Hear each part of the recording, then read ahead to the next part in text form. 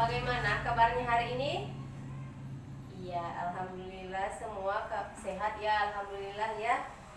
Jadi, pertama-tama saya ucapkan kepada ibu semua yang sudah hadir pada hari ini untuk melanjutkan pembahasan kita di bulan ini ya. Di bulan lalu kita sudah masuk pada modul 1, yaitu pengasuhan dan pendidikan anak. Ibu-ibu ada yang tahu modul 1 itu ada berapa sesi kemarin ya? Iya, ada 4 sesi. Yang pertama itu menjadi orang tua yang lebih baik. Yang kedua, memahami perkembangan dan perilaku anak. Yang ketiga, memahami cara anak usia dini belajar. Dan 4, membantu anak sukses di sekolah. Nah, kira-kira ibu semua udah paham ya mengenai modul sesi 1 ini? Terima kasih banyak. Kalau sudah paham, kita lanjut kepada modul pengelolaan keuangan dan perencanaan usaha. Ini modul yang kedua ya. Modul yang kedua sesi 8. Sebelum masuk modul ini, saya ingin bertanya kepada ibu-ibu semua. Ada di sini kira-kira ibu-ibu yang mengalami masalah keuangan di rumah? Oh, banyak ya. Sama, saya juga sepertinya mengalami ini ya. Jadi, seringkali kita mengalami permasalahan ekonomi di rumah, yaitu karena kita tidak mampu mengelola keuangan. Jadi, di dalam mengelola keuangan keluarga ini ada 3 poin penting, ada 3 hal penting yang perlu kita ingat agar mengelola keuangan keluarga ini dapat berhasil. Yang pertama itu memahami jumlah pendapatan dan pengeluaran. Ya, pendapatan itu harus seimbang dengan pengeluaran. Jangan lebih besar pasak daripada tiang ya ibu-ibu. Ibarat kata itu gali lubang tutup lubang, jangan seperti itu ya. Kita harus bisa memahami berapa jumlah pendapatan kita, berapa pendapatan kita, dan berapa pengeluaran kita. Jadi sesudah hal tersebut dilakukan, kita dapat melihat perbandingan keduanya.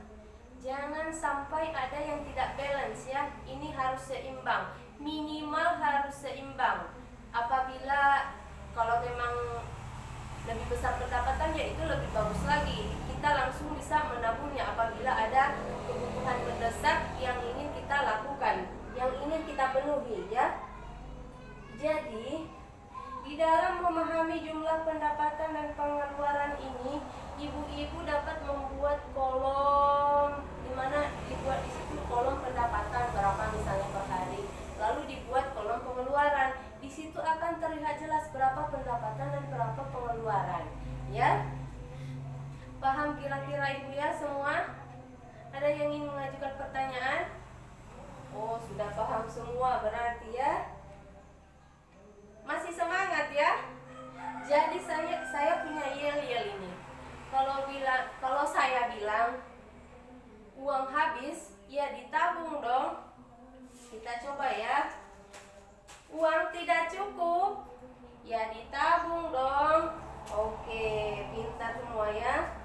Sekarang setelah kita mengelompokkan jumlah pendapatan dan pengeluaran, langkah selanjutnya yang kita lakukan adalah menyusun anggaran. Jadi kita susun anggaran ini. Setelah kita tahu pendapatan berapa, pengeluaran berapa, kita buat anggarannya ya. Di dalam membuat anggaran ini ada 2 hal penting yang harus kita pahami terlebih dahulu. Yang pertama itu kebutuhan dan keinginan. Di dalam menyusun anggaran, kita harus bisa membedakan apa itu kebutuhan dan apa itu keinginan.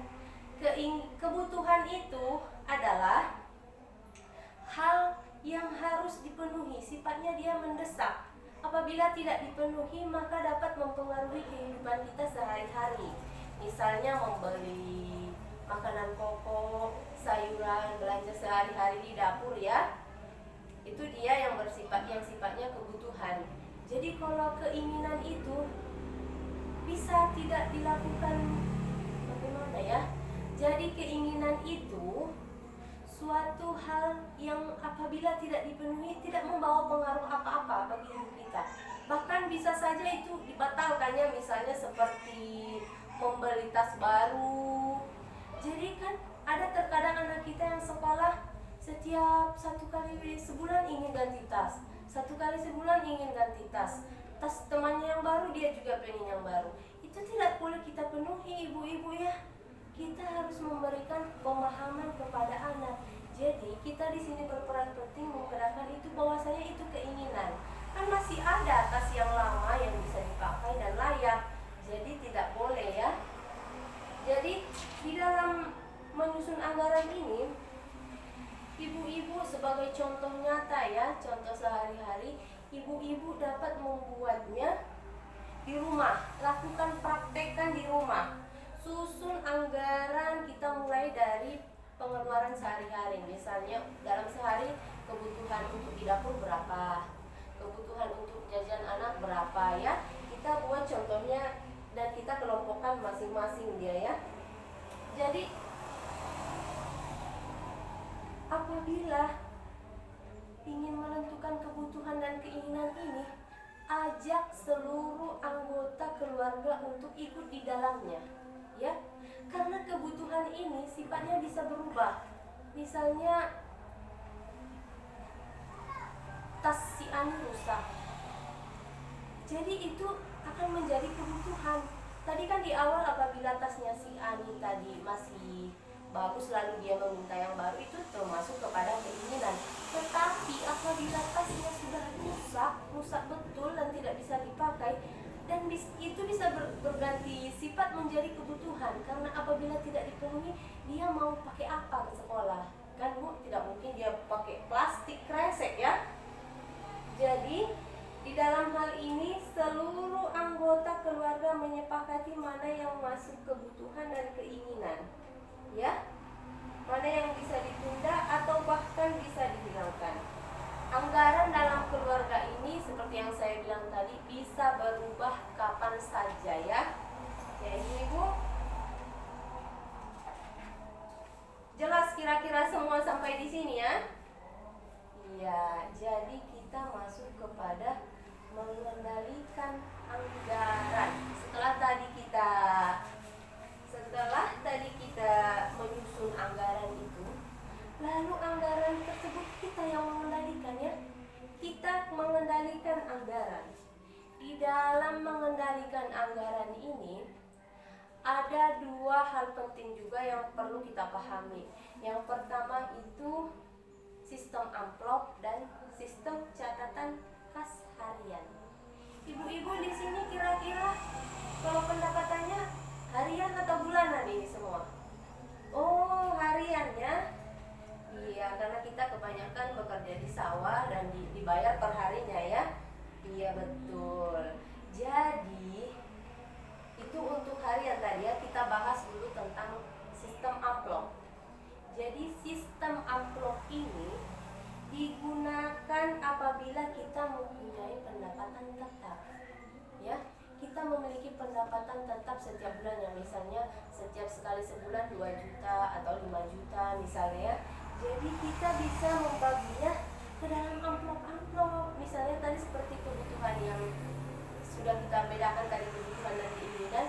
Kebutuhan itu kita tulisi dalam amplop ya. Misalnya bayar listrik, membeli beras, jajan anak. Lalu kebutuhan-kebutuhan tersebut kita masukkan uang tersebut ke dalam amplop-amplop tersebut yang tadi telah kita buat, agar kita membayarkannya tidak susah dan tidak seimbang ya nanti ya. Jadi kita menggunakannya lebih mudah agar membayar sesuai hal yang kita tulis tadi. Jadi jangan seperti kejadian kita pergi ke pasar, tujuannya ingin membeli cabai, lalu di pasar nampak pula yang baju yang baru kan, jadi beli pula lah bajunya kan. Jadi itu tidak boleh ya. Sistem amplop ini mengajarkan kita bagaimana caranya mengatur keuangan itu apabila kita memiliki pendapatan tetap. Kita tuliskan dulu tuliskan terlebih dahulu itu hal-hal yang menjadi kebutuhan ke dalam beberapa amplop, lalu masukkan juga duitnya ke sana, lalu kita bayarkan ya. Yang kedua itu sistem catatan kas harian. Jadi sistem catatan kas harian ini cocok untuk kita gunakan untuk ibu-ibu di sini ya, karena rata-rata kita di sini memiliki pendapatan yang tidak tetap setiap harinya. Jadi sistem pengeluaran ini dicatat setiap hari, maka kita bisa melihat kebutuhan kita sehari-hari itu berapa, pendapatan kita sehari-hari itu berapa. Jadi tidak ada ketidakseimbangan antara pendapatan dan keinginan. Lalu setelah kita kelompokkan, kita masuk ke dalam jenis yang mana, sistem amplop kah atau catatan kas harian, ceklah seluruh pendapatan dan pengeluaran di akhir minggu. Apakah sesuai dengan anggaran yang sebelumnya?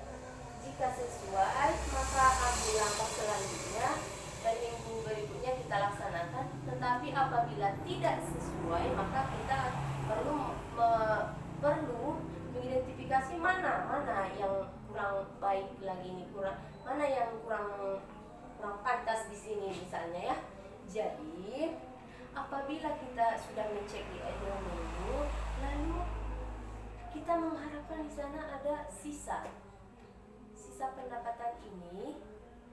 Apabila ada sisa, misalnya pendapatan ini, maka lakukan hal-hal yang belum dibayarkan. Bayarkan ya ibu-ibu.